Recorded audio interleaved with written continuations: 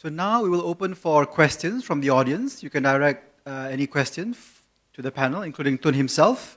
Please state your question and to whom it is directed, if any. And Saima will go around and pass the mic to you.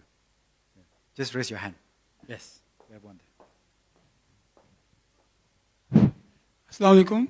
So far as our presentation of our Professor Farooq Saab was concerned, so I could not understand whether there is any incompatibility between being Islamist and rationalist. Being a student of Ghazali and Ibn Rushd and other Muslim scholars of the past, I don't find that they have found any discrepancy between being rationalist and Islamist.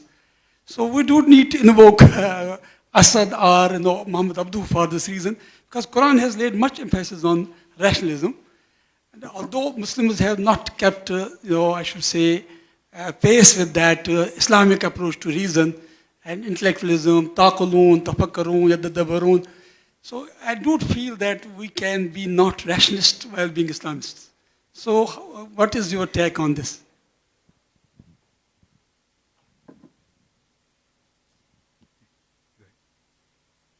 Three of us? Okay, so we'll take three first questions. Okay, right. For request from the panel, we'll take three questions. If there's any second or third Kindly question. raise your hand.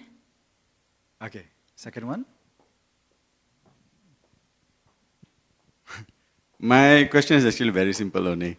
Like in this modern day, if you want to be a thinker, the first question your father will ask you is, so how are you going to sustain yourself? So in other words, you must have some revenue coming in order to become a thinker. You can be a thinker, but you must have some revenue. I'll give you a good example of my good friend Farooq here. He becomes a doctor first and then a cardio specialist, and then he becomes a thinker. So there is a revenue coming in. So going back to Muhammad Asad, I'm just wondering, where is this revenue coming in? Good question. Maybe a third one, if there is any. Okay, thank you. There's one back there. Okay. After the third one, we'll let the panel answer, yeah?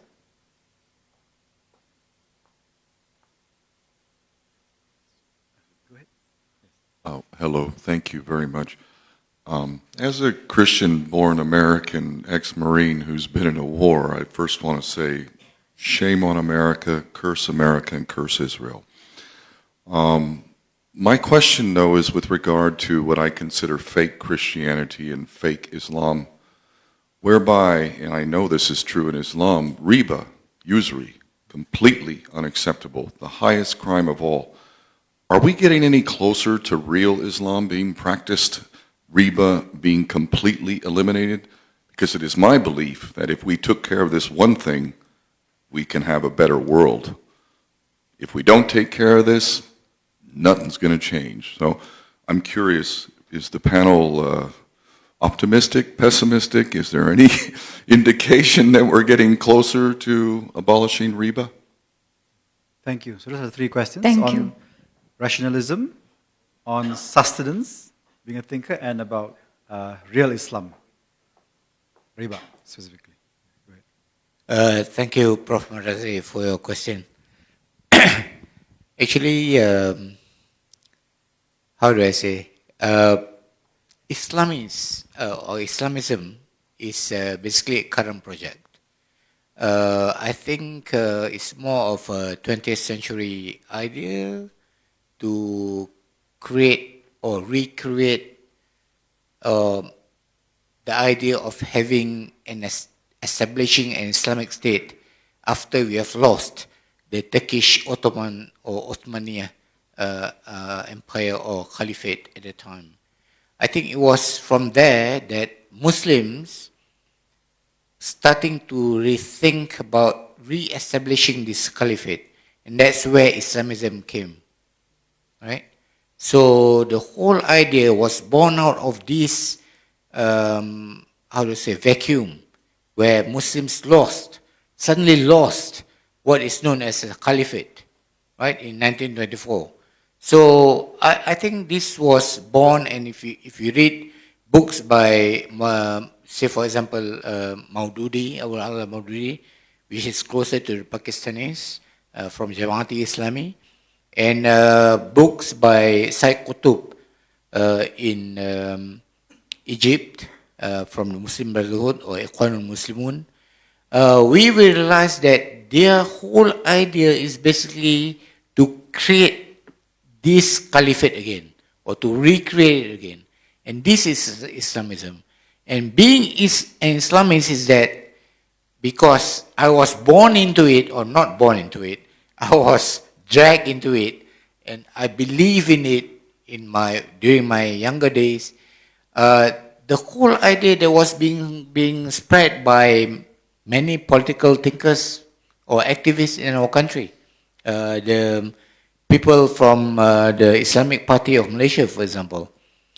So it was this idea that they said that, if you kind of, everything has been spelled out in the Quran. Like you don't have to worry anymore. Just establish the Islamic State, and you implement the hudud laws, then everything will be solved. So that was the whole idea of being an Islamist. And I think being a rationalist is that basically to rethink about it again and to find a solution to it. And we will know that there are many aspects of life, in politics, in governance, in economy, for example. You don't have what you call a blueprint in the Quran. Everything needs our thinking. Needs us to think about the solution to the problem. So this Islamist slogan, the famous Islamist slogan everywhere, even among the Muslim Brotherhood or past over here, is Al-Islam huwa al-hal. Means that Islam is a solution for everything. So you have Islam, it's a solution for everything. But a rationalist would not think that way. A rationalist is that a person who will try to find a solution to each problem. Right? When we talk about certain issues, then we have to find a real solution, because as I explained in my speech just now, the verse وَعَلَّمَ الْآدَمَ أَسْمَاءَ كُلَّهَا means that when God has imparted upon Adam the name of all things, means that God has given us the ability to think. And this ability to think basically elevated our status higher than the angels. And if we did not use this faculty of thinking, right, so I do not think that we are, we are supposed to be, or what I say is that if we do not utilize our faculty of thinking, we will not be able to accept this, a higher status than the angels. So that is the answer to your question. Yeah, please. Yeah. Okay. Mashallah, it was a very good explanation. But I feel if we believe in unbridled rationalism, we will be led to such conclusions as Sir Sayyid, and in some cases even Muhammad Asad, so far as ascension is concerned, so far as jinn is concerned, so far as women's issue is concerned. And in case of Sir Sayyid Ahmad Khan, he denied even angels. He said these are the natural forces. So if we just have this unbridled rationalism, then we'll be led to deny many things which have been established by Sharia. So what we mean by rationalism in that sense, is it Western rationalism or is it Islamic rationalism, as has been mentioned by Mullah Rumi, Hikmat-e Yunaniyan or Hikmat-e Quraniyan. So we have to differentiate between what is Islamic rationalism and what is philosophy-based rationalism of West, which may take us to deny many things as Mu'tazilites have done, and Sir Sayyid, and in some cases our Muhammad Asad, may God have mercy on him, he has also denied several aspects of Islam under the spell of this so-called rationalism. Okay. Thank you, sir. Perhaps before we address that, we can answer the second question first. Second and third question first. Yeah. Anyone from the panel? What was the second question? About sustenance as a thinker. What was Asad's? Okay, all right. No, you see, I had the same question before. I was trying to find out what was his source of income, right? So from the letters, from this, letters that written to all his friends, compiled into our book, then I realized that his main source of income was his books. Yeah. So you will realize that, he was very, annoyed, when his books were republished. He was in the States at the time. He was married to Paula Hamida, right? But then he realized that some of his books, like The Road to Mecca, for example, were republished, right? Without his consent. And he did not get any, royalty for it. So it's just like what we call in Malay as cetak rompak, right? So it's just like that, yeah. Yeah, that was in his earlier days. But even the message of Quran, when he published it, he received this honorarium from Saudi. Yes, yeah. So, but then as I said, his main income was his books. That was his main income. Yeah, right. Aman. Okay.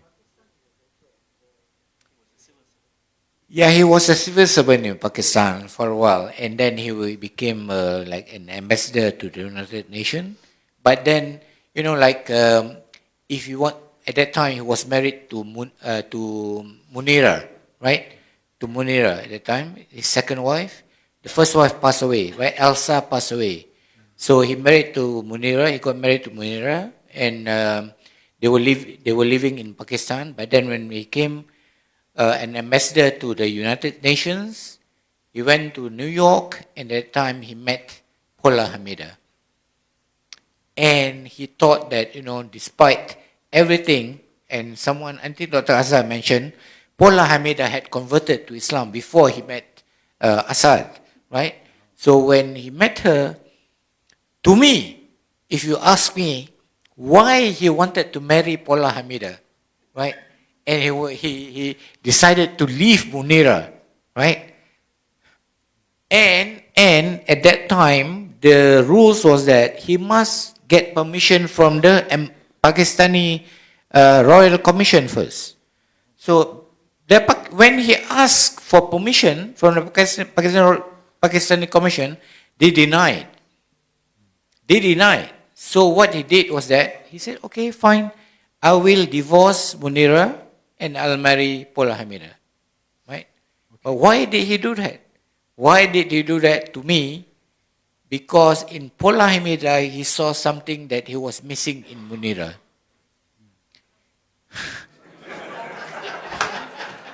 There is always something missing in first wife. something missing. What was that? What was that? What was missing in Munira? Actually, I knew this when I read something that was written by Munira's son and Asad's son, Talal Asad, who is now a professor of anthropology in Canada, right? In Canada, he's a professor of anthropology. He wrote something. He said, "My mother," right? My mother means Munira, right? My mother, who is what was the word that he used? Unlettered. Who was like unlettered. So I think there was a missing link, right? Why he was attracted to Paula Hamida was that because to me, Paula Hamida gave him an intellectual satisfaction, something that was missing in Munira. Yeah. All right. The third question was on real Islam. The third question. The third question, Tun? Which question? Third question was about real Islam. Where is real Islam? About riba. Yeah. Riba is still around. Yeah.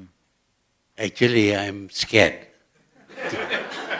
to answer a question on religion because I'm not an ulama.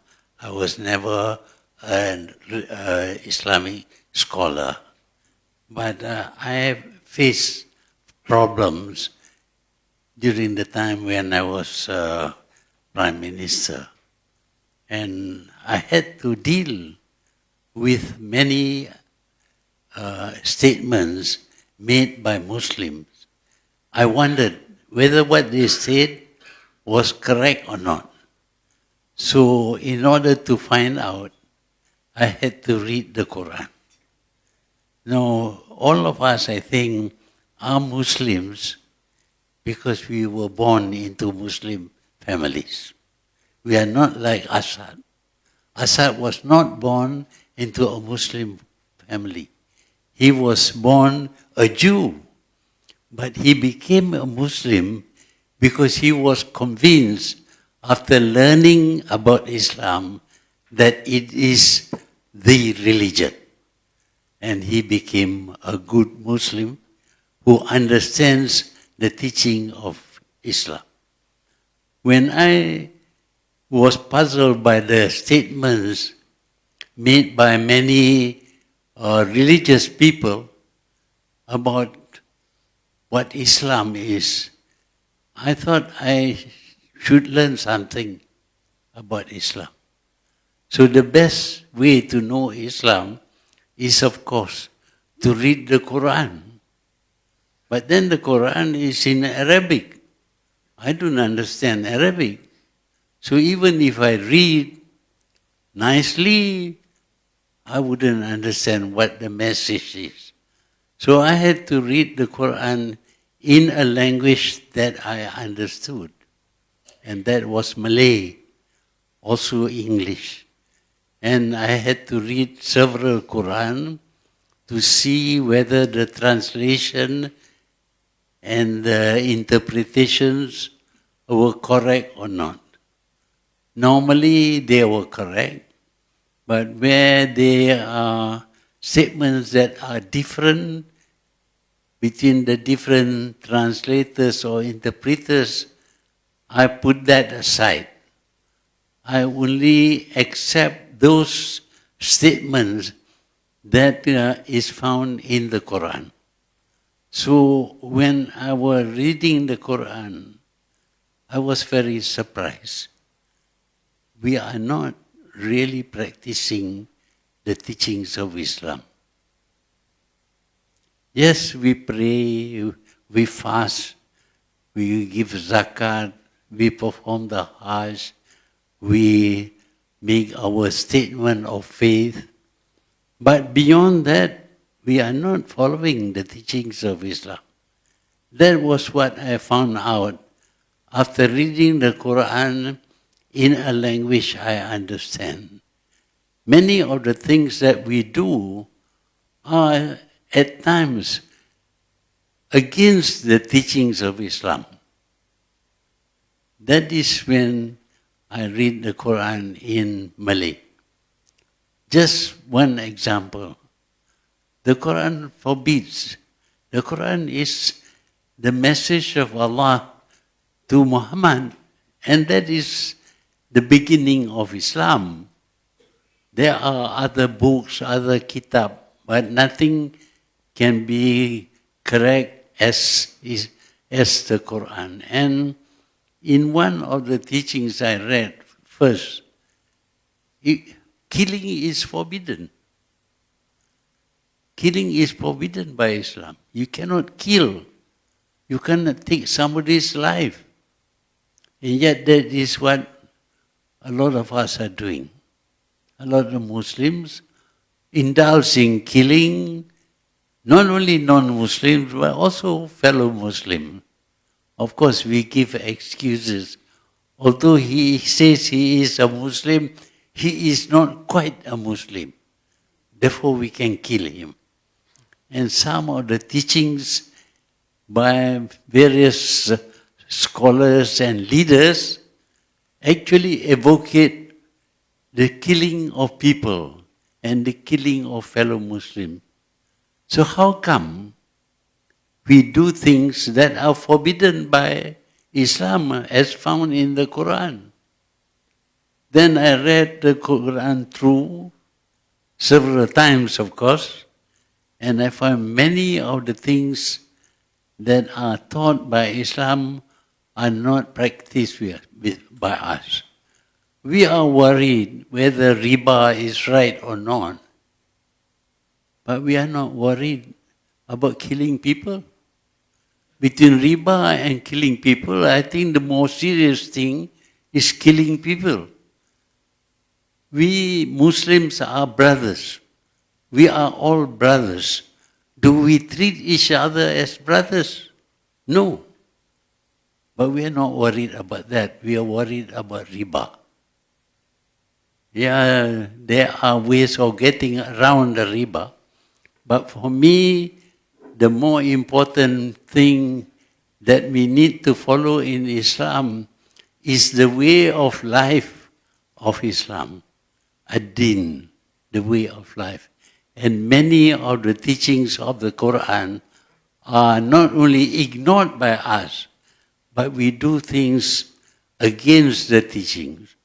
For example, justice is promoted in 43 ayat in the Quran. When you judge, judge with justice. But we don't care. We don't care about justice. We pass judgment by ourselves without proper investigation to find out whether what we are doing is just or not. That is one of the things. The other thing that worries me most is that today Muslims are oppressed everywhere. In Gaza, the Muslims are being killed every day. Every day the Jews kill from 50 to 100 Muslims. And we can do nothing. We can do nothing to stop it. Why? Because we don't have the capacity to protect our brothers in Gaza. And our capacity is not with us because we neglected the teachings of Islam. For in the Quran it says that Muslims must be prepared to look after the welfare, the well-being, the security of fellow Muslims. We cannot say that we are looking after the welfare, the security of fellow Muslims. We are seeing them being oppressed everywhere, being killed every day, and we can do nothing. Why? Because we did not prepare ourselves to protect fellow Muslims. Yes, in the time of the Prophet, Muslims were looked after because the capacity of the Muslim at that time was very great. They can protect, they could protect the Muslim. But today we cannot. We are dependent upon non-Muslims, even for our simple weapons. We cannot make, yes, in the time of the Prophet, you can have bows and arrows and swords and the like. That can protect Muslims. But today we need not bows and arrows, not swords, but we need modern weapons. And we don't have the capacity to make, produce, and use modern weapons. Why is that so? Because we neglect learning this, the ilmu, the knowledge of the sciences and mathematics, which enable the Europeans to develop fantastic weapons, even atom bombs. So we have neglected that area because there was a teaching around the 15th century that you get married pahala only if you study religion. And they study religion and neglected all the other sciences, the other fields of knowledge, and they became very backward. Whereas the Europeans took the knowledge of the Muslims and they developed the means to protect themselves and to oppress the Muslim. So we fail to follow the injunctions of the Quran. We should be more knowledgeable. We should be able to produce our own weapons so that we can protect fellow Muslim. At one time, of course, there was the Osmania. When they were very powerful, nobody dared to look down upon or to oppress Muslim because there was a Muslim power. Today, not a single Muslim country is classified as developed. Why? Because we don't have the knowledge even to protect ourselves as required by Islam in the Quran. And there are many other things.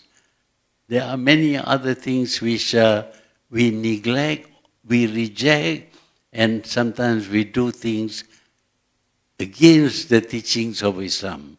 But we are very concerned about riba. Well, there are ways of getting around that, and we have Islamic banking in Malaysia, and I think in many countries. And we are worried about some minor teachings of Islam, but when it comes to the real teachings of Islam, ad-din, we don't care much about. And we do just the opposite. And it is because of that that the Muslims are oppressed. I don't know whether I'm answering the questions you asked just now, but for me, I was born a Muslim. I believe in my religion, but I have to understand my religion to know why I should believe in this religion. This is a great religion. It teaches us all the good things, but we do not follow the teachings of Islam. We are concerned more about the afterlife, so we do not neglect ad-din, but there is fardu kifayah, which we neglect completely. To me, small things, we are worried about small things, but the bigger things is the oppression of the Muslims today because the Muslims are weak and they are fighting each other, all of which are forbidden. They are fighting each other, they are weak, they submit to others because they do not know even how to manage their own wealth. Muslims are very rich today, but many Muslims are very poor. Because the wealth that we get is not invested properly. We lend the money to those who oppress us. And those who oppress us use the money in order to produce the weapons that is used against us. So that is my general answer to the questions that you ask, whether it is relevant or not. But I think what happens to us is that we are we follow more the teachings of certain people rather than the Quran. And yet the Quran is the beginning of Islam, and the Quran is a compilation of the messages of Allah to Muhammad to be spread among the fellow human beings. Thank you. Thank you, Tun. Unfortunately, that's all the time we have for question and answer. How much time we have? That's all we have, time. Okay. We So invite you to we continue can- the discussion Yes. after the event. Yes. Sorry. We will move now to the gifting of tokens of appreciation. So first, we invite Datuk Sri Mir Habib, representing the Habib Group and HARTA, to present the first token of appreciation to Yang Amat Berbahagia Tun. Please.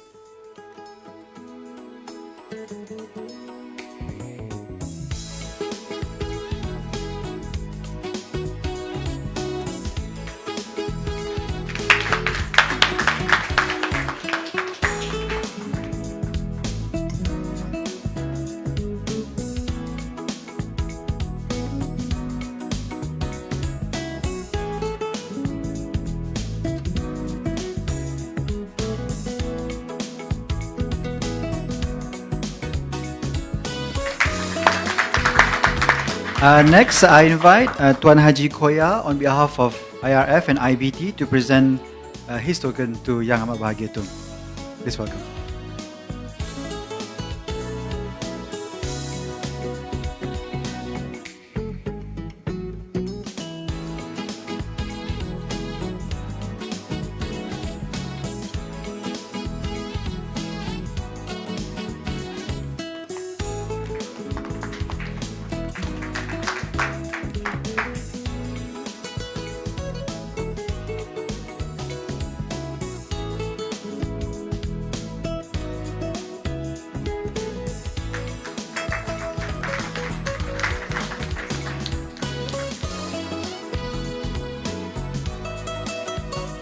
And finally, we invite Mr. Hafizan Halim to present a special artwork to Yang Amat Bahagia Tun.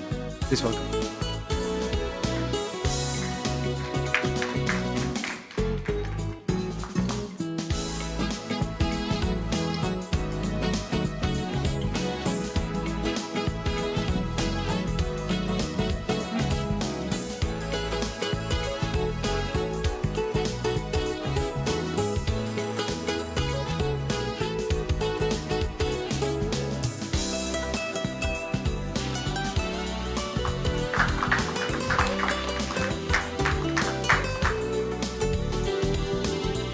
Thank you, Tun. Please be seated. The honorable audience, please be seated. Ladies and gentlemen, as we come to the close of the event, on the behalf of Islamic Renaissance Front, we extend our deepest gratitude to all of our distinguished guests, speakers, and especially to the most honorable Tun Dr. Mahathir bin Mohammed for his insightful thoughts and for officially launching the unpublished letters of Muhammad Asad. This book and the other books by Muhammad Asad published by the Islamic Book Trust are available for sale just outside the hall. And we are grateful to our honorable speakers for enriching our understanding and to all of you for your special engagement. We hope to see you again at next event. We invite all participants to enjoy the refreshments in the cafe area and Tun as well at the VIP area. Thank you so much. Thank you and Assalamualaikum. Have a good day. Good evening.